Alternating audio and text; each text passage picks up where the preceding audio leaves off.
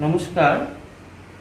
I am going to read your chapter, fourth chapter. The topic is vegetative propagation. Certain plants produce with the help of their stem, roots and leaves.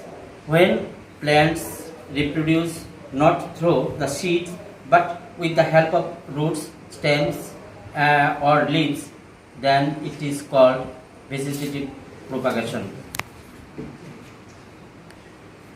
বেশিরভাগ গাছই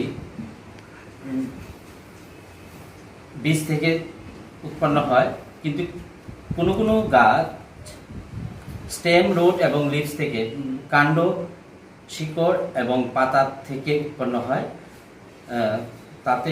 তাদেরকে বলা হয় অঙ্গজজনন। Next, stem cutting.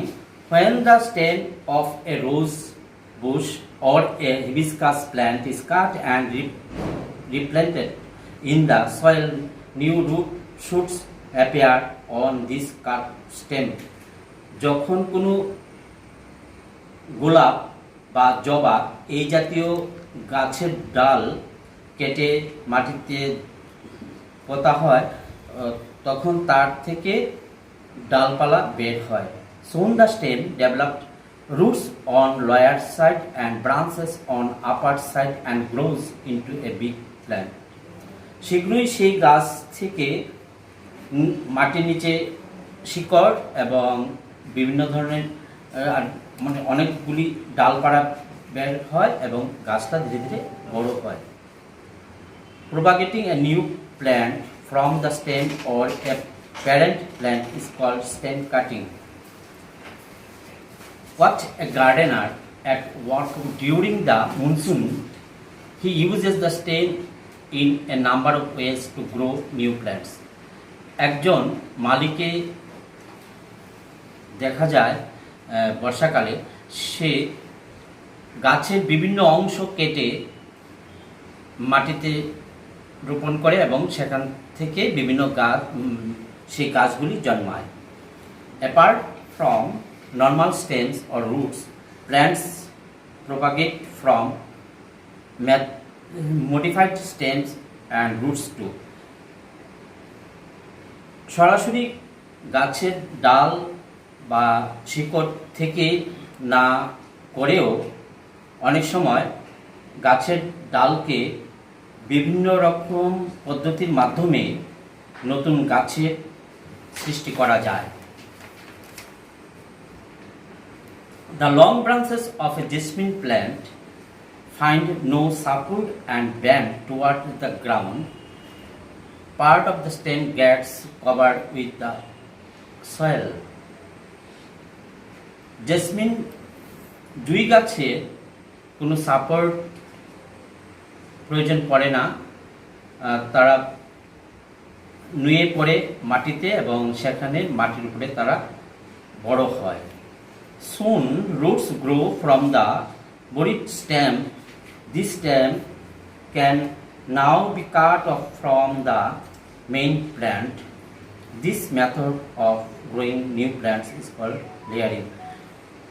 সেই jasmine plant যে অংশটা মাটির সঙ্গে লেগে থাকে সেখান থেকে শিকড় বের হয় এবং সেই শিকড় সহ গাছের ডালটিকে অন্য কোথাও লাগালে সেখান থেকে নতুন গাছের সৃষ্টি হয়।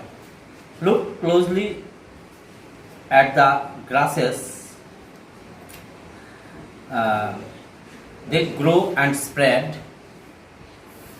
Then branches which rise from the axis of the leaves.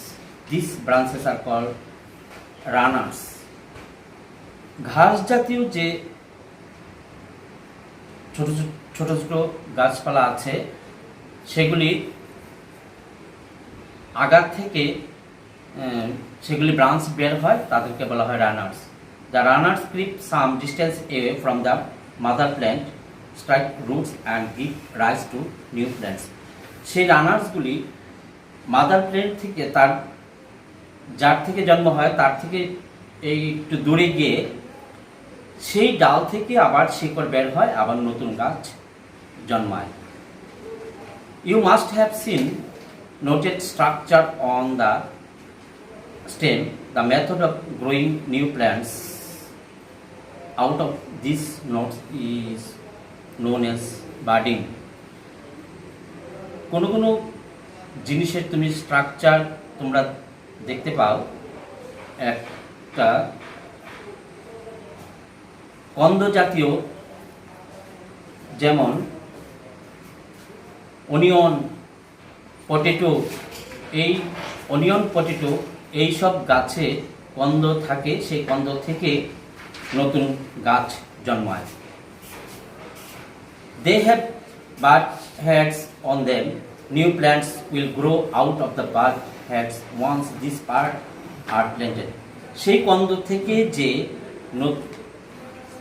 অঙ্কুর বের হয়, সেই অঙ্কুরগুলি কেটে নতুনভাবে লাগালে সেই গাছগুলি আবার তৈরি হয়।